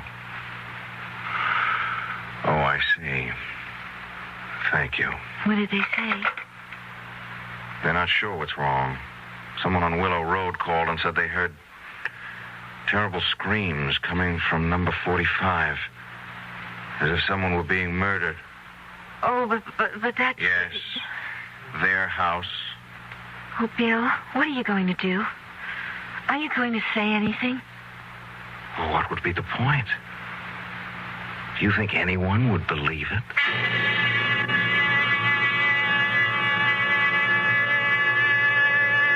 Of course no one would believe it. Things like that don't happen. At least not today. Oh, people may have thought they were possible once. There are many medieval tales of men who tried to use the powers of evil for their own ends and were finally destroyed by them. I'll be back shortly.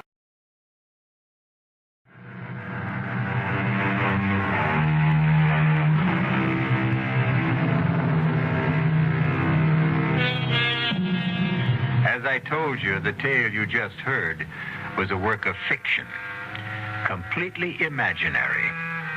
But I am reminded of what Shakespeare said.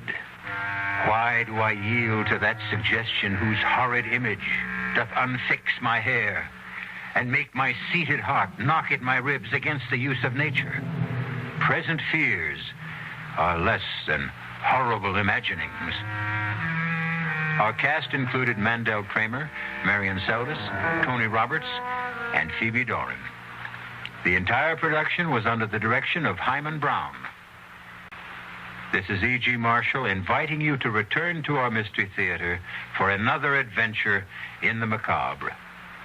Until next time, pleasant dreams.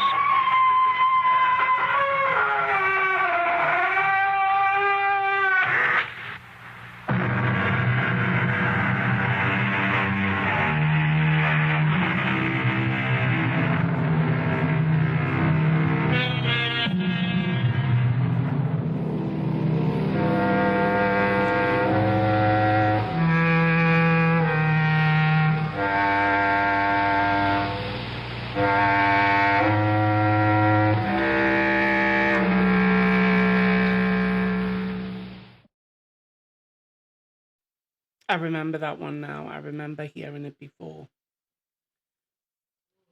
And I think when I was talking about that one before, there's an old movie called Night of the Demon, where instead of a mirror, it's a piece of paper. It's a very old movie now.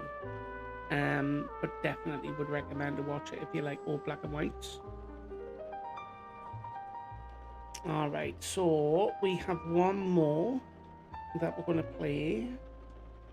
And then I'll be live tonight on TikTok, guys. So we're going to finish off with The Price of Fear, Vincent Price. This one is called Lot 132. It was aired on the 6th of October 1973. So enjoy, and I'll be back after this one.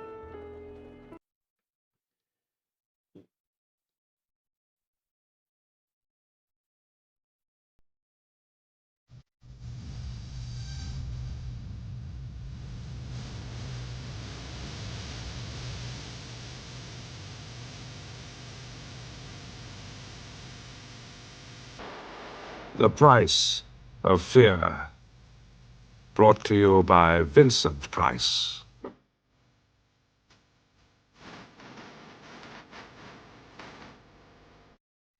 I expect some of you may know of my interest in and love of painting. My wife calls it a passion. Indeed, I have very fond memories of my early years in London when, as a student of art history, I shared a flat in Baker Street with... That's another story. I'll tell you about it sometime. Actually, I paint a little myself, but primarily my interest has always been in buying paintings, some for my personal pleasure, but even more for galleries. Sometimes I've traveled across a continent from one end to the other in pursuit of a painting. In the early days, especially, half the excitement lay in the chase and half in the gamble, the backing of one's own judgment. As you may imagine, this passion of mine has led me to some very strange places, and into situations one would never have thought possible. There was one such situation, so bizarre, so frightening, so disastrous, as to be almost unbelievable. Oddly enough, I was reminded of it only last week when I was driving through Winchester, for it was here, 20 years ago, that I unwittingly triggered off an awful chain of events. I shall call my story Lot 132. It was a cold day, I remember, and probably as much to keep warm as anything else, I'd strolled into a small auction room just off of the High Street. The auction was about halfway through. Lot 132. A portrait of a man, early 19th century, English school, artist unknown. I moved forward to take a closer look. The portrait was of a man in a crimson riding jacket. He looked about 45, with black hair, a large, bony face, and small, closely set eyes. Now, at that time, I had an interest in a modest gallery in London, and although this was clearly a painting of some quality, I felt no desire to buy it. Besides, there was something oddly unnerving about that face, particularly the eye. What am I bid? My gaze continued to be drawn to the portrait. It was an uncomfortable sensation. £15? £15. 18? 18? And there I was, against my will, bidding for Lot 132, for an unknown man in a riding jacket. £25. 25. The portrait was mine. But I didn't have my usual elation about the purchase. I decided it must be my own illogical hypersensitivity to the face that was at fault. When I got back to London, I put the painting in a small anteroom of the gallery and forgot all about it, until a few days later, when an old acquaintance, Michael Emsley, called on me. Oh, Michael, it's so good to see you. And what a surprise to find you here. Why aren't you in New York? Oh, that's next month. I can never give up with you. How are the children? Marvelous. Simon away at school yet? No. At the last minute, we decided against it. Oh, why was that? It's very simple, really. Neither Marion nor I wanted some frosty matron to have the rest of his childhood. Right. You know, as a foreigner, I've never understood why the English take the trouble to have children, only to banish them for 8 months of the year to some Bastille of learning. Well, Marion's always been opposed to the idea. How is that beautiful wife of yours? Beautiful? Actually, Marion's the reason I'm here. She has a birthday soon. And you'd like to buy her a painting. That was the idea. But something modest, of course. Oh, yes, of course. Now, why don't we have a conducted tour? We walked through and talked about the paintings that interested Michael. Suddenly he stopped and said, "That portrait over there." "Yeah?" "I don't know. It seems to draw me to it. I must say I don't particularly like the chap's face, but I feel compelled to look at him." I'd noticed that throughout the conversation of the past hour, no matter where Michael had been standing in the gallery, he turned round time and again to stare at the face. Do you know what I mean? Yes, I do know what you mean. I bought it in Winchester last week. Winchester? Mm-hmm. That's Marion's hometown. Well, then perhaps he's an ancestor. Vincent, what a good idea. Sorry, I'm not with you. Well, she's often said she'd like a few family portraits to sport on the walls. I see what you mean. But supposing she doesn't like him? Yeah, that's a point. Look here, why don't you take him on Apro? Would you mind? Not at all. I've known you long enough. And so, after we'd exchanged a transaction slip, Michael Emsley took the portrait, promising to give me Marion's answer in a couple of weeks. I must admit, I wasn't sorry to see it go. One evening, about 2 weeks later, I was sitting in my study at home, browsing through a recently acquired folio of early 19th century drawings and engravings. I was delighted when halfway through I turned up an engraving based on that very portrait. What was more, I found out it had been painted by one Jacob Robertson in 1825. He was a painter just now being rediscovered, and the sitter was identified as Nathaniel Jeremiah Blackwell, 1782 to 1830, cloth merchant. The name rang a bell, but that was all. I was about to telephone Michael the news of my discovery when I noticed the time. It was almost 10:30. Well, I don't know about you, but I dislike being disturbed by the telephone after 10, so I decided to leave the call until morning. So the next day I called the Emsley household.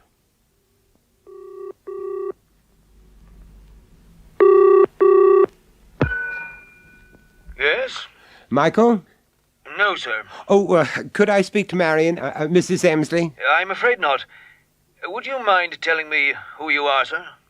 I didn't recognize the voice, but, well, very briefly I explained who I was and about the whole portrait business.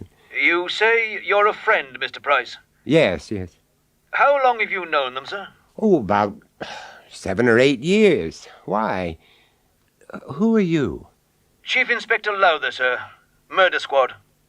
Within minutes I was in the car, heading for the Berkshire village where the Emsleys lived.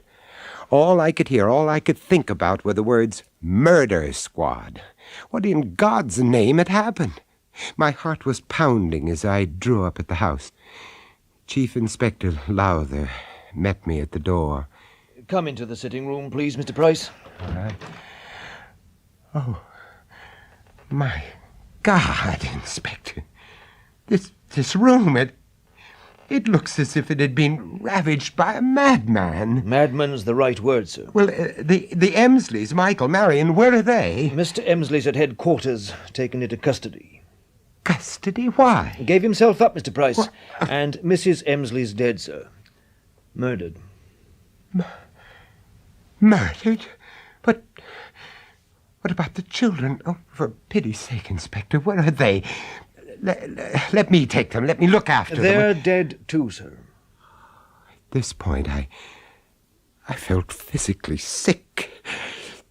My knees seemed about to give way, so I sat down in the only chair left undamaged.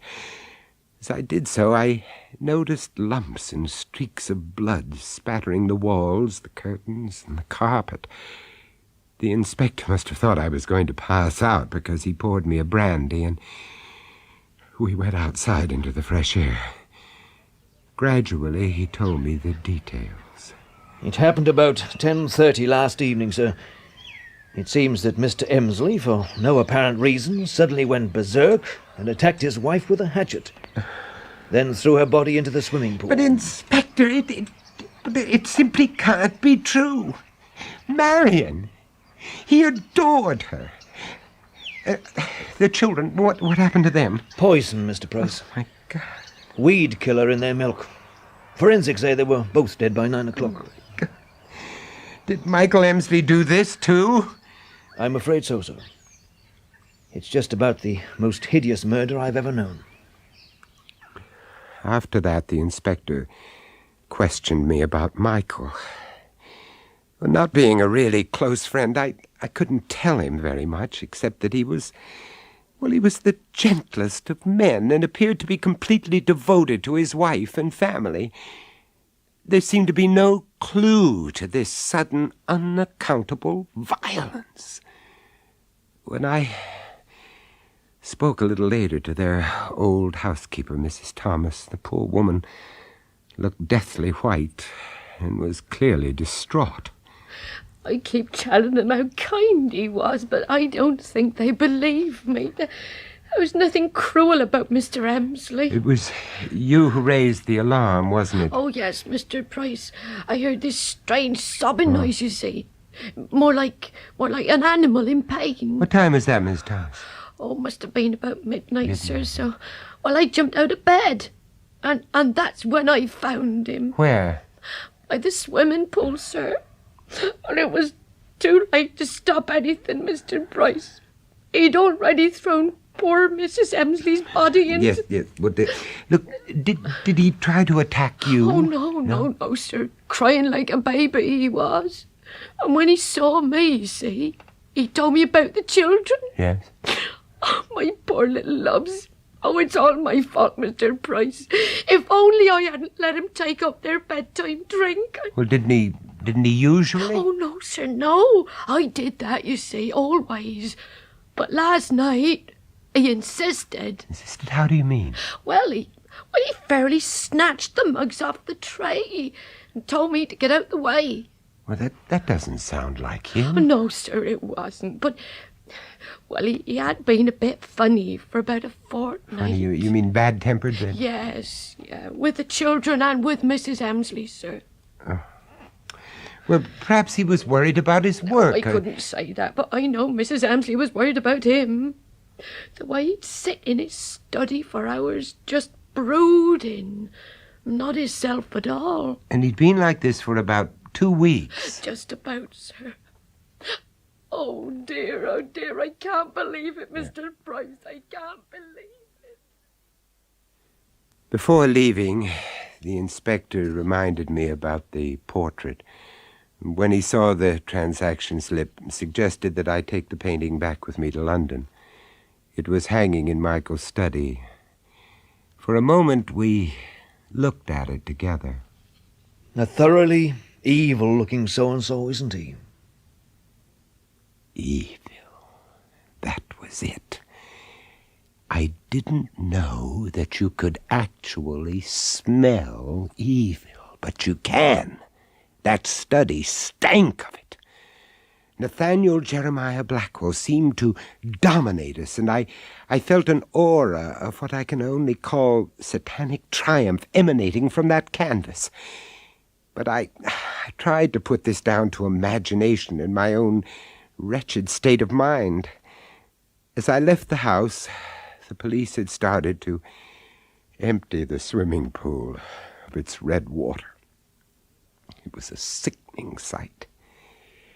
Within hours, the portrait was once again in the back room of the gallery, and although privately I decided either to lose it or even destroy it, I said nothing to my partners. I could hardly tell them that I destroyed a painting of quality simply because I had a feeling about it. The next morning I flew to New York on my prearranged business trip, and a month later I found myself in a library in Washington, D.C. Idling away an hour or two, I came across a newly published encyclopedia of criminals and criminology. Flicking through the pages, I found this entry. Nathaniel Jeremiah Blackwell, 1782 to 1830. Hanged in London for the murder of his wife and children. Brutally assaulted wife with hatchet. Throwing body into river. Poison put in children's gruel. Nicknamed Killer Satan. So that was it. Blackwell's evil. It must still be alive. How else could one account for Michael Emsley's behavior? But despite instinct, I couldn't logically dismiss the possibility of coincidence. However, I didn't intend to take any chances. That portrait had to be destroyed. Immediately I canceled all further engagements, and the next day flew back to London. Can you imagine my horror when on arrival at the gallery I found the portrait had been sold 3 weeks previously? I had to work quickly. The record showed it had been bought by a Peter Smythe living in Haywards Heath. I telephoned and spoke to his wife, telling her that there had been some confusion over the portrait, that my partner was unaware that I'd promised it to another client. Do you want to buy it back, Mr. Price? Mrs. Smythe, it would save me a great deal of embarrassment if that were possible. Well, so far as I'm concerned, by all means. I can't stand it. It gives me the creeps. What about your husband? Well, he seems quite fond of it. It's hanging in his study. I see. Do you think I have any chance of persuading him to part with the painting? You could come over and try, if you like. Thank you. This evening? Yes, but could you make it about 8:30? I'll have got the children to bed by then. We'll have more of a chance to talk. Yes, I understand completely. 8:30 then. Thank you, Mrs. Smythe. Goodbye. Coincidence? Imagination. I couldn't take the risk. This time I had to back my instinct. I had to get to the Smythe house before the children were put to bed. I arrived at about 8 and left the car parked outside the front gates. As I walked up the long drive, sheer natural curiosity urged me to peer through the window of a small garden shed. Standing on a workbench was a large tin, clearly marked weed killer, poison. I quickened my steps to the house. Approaching the front door, I could now see the gardens which lay at the back. When I saw a large ornamental fish pond, my stomach turned over. Weed killer? Water? Coincidence again? I rang the bell. Good evening. You must be Mr. Price. Yes, that's right. I'm sorry I'm a little early. Oh, that doesn't matter. I haven't quite got the children settled yet, but do come in. Thank you. Actually, I'm rather glad you are early. Oh. I haven't had a chance to tell him about this portrait business yet, but I'd like to explain about my husband. Well, is he ill? Oh, no. No, not physically, but he's become depressed. About life in general, so he may give you the wrong impression. But how do you mean? Well, he's always been such a happy, easygoing person, no temperament at all, not like me. And he's changed? Oh, yes, totally. He's moody, he's irrational, and he's never been bad-tempered with me and the children for no reason. But now Miss Smythe, how long has this been going on? Oh, about 3 weeks. 3? I can't understand it. It happened almost overnight. 3 weeks, I see. But does he want to talk about it? I mean, communicate? Oh, no. No, that's just it. He takes himself off to his study and sits there for hours, alone. Well, perhaps he's overworked. Maybe he needs a holiday. Oh, we tried that a week ago. Was he any better? Much.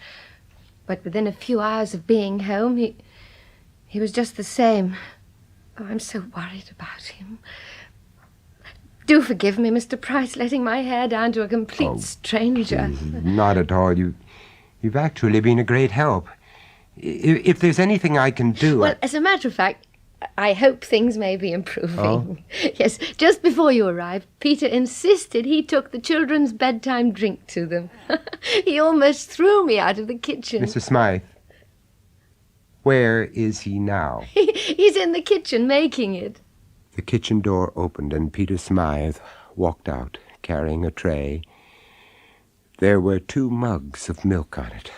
I knew that I had to stop him, so I edged to the foot of the stairs. Quickly, I thought, if I held out my hand as if to shake his, I could easily send the tray flying onto the floor. Darling, this is Mr. Price. He wants Get out of my way. How do you do, Mr. Smythe?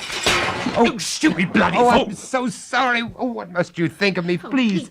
Please, it was an accident. Forgive me. Damn you. May I help clear up the mess? No, really, I'll do it. So sorry, Mrs. Smythe. Look, I know this is hardly the time, but I really must talk to your husband about that portrait. Yes, of course. Where did he go? Into the study. The portrait's there, too. Thank you. We crossed the hall to the study. The door was closed.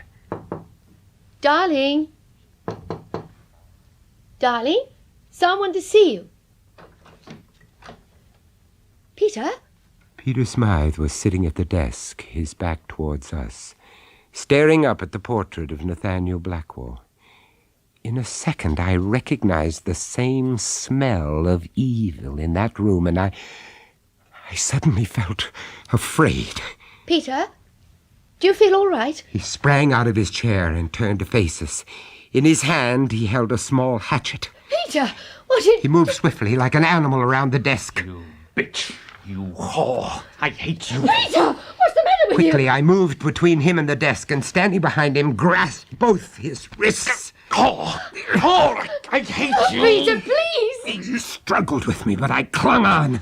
Finally, I managed to wrench the hatchet out of his grasp. As I swung round, my eyes met those of Nathaniel Jeremiah Blackwell, and in a split second I knew either that portrait must be destroyed or we should be. His evil was still alive, dominating, commanding. Then Peter Smythe, with a lunatic strength, threw himself at me. I shouted to his wife, "Hold him! Hold him! Keep him back! It's the portrait! I must destroy that portrait! Hold him!" Hold on! You fool! Leave that portrait alone! Peter, stop it! Gripped his hands around her neck. Quickly, I struck at the portrait. With the first blow, Peter Smythe released his wife, cried out in pain, and reeled around the room.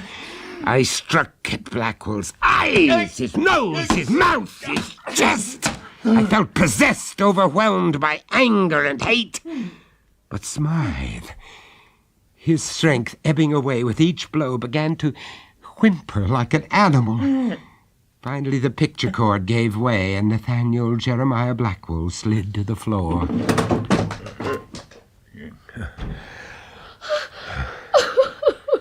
Peter, he's dead.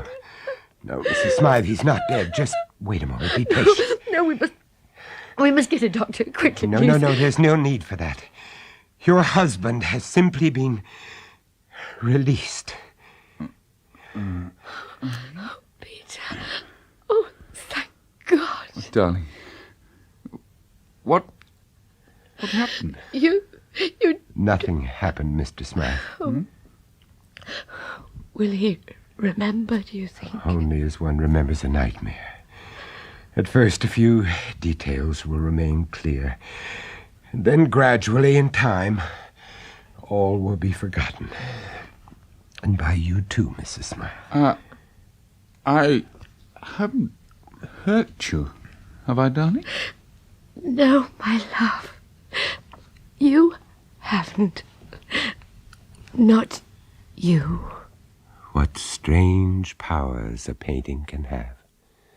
Sometimes good, but in the case of Nathaniel Jeremiah Blackwell, evil.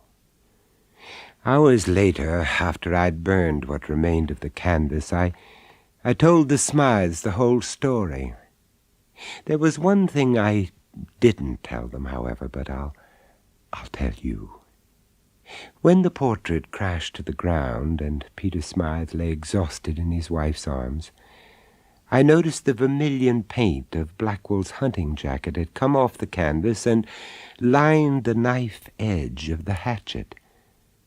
That was understandable, but why had so much appeared on my hands and streaked my wrists? Old paint should flake or powder. But this was wet, very wet. When I washed my hands a few moments later, I knew why. It wasn't paint. It was blood. Do any of you listening at home have portraits hanging on your walls? Are they of unknown sitters? Be careful how you look at them. You never know. Goodbye.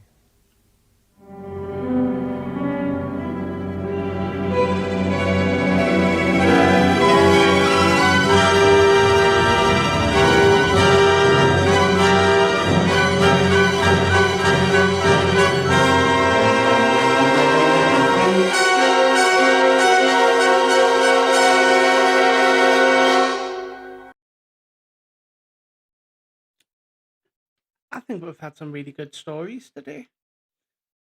I hope you enjoyed them. That was the last one. I'll be back tonight on TikTok, and I'll be back here tomorrow morning streaming again. So I hope you all have a fabulous day. Thank you for joining me and listening for the last couple of hours.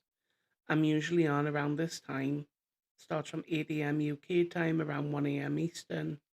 So make sure that if you haven't already, you subscribe if you like these and you want to hear more. Thank you all so, so much. Have a great day, everybody. And I will see you later. Bye for now.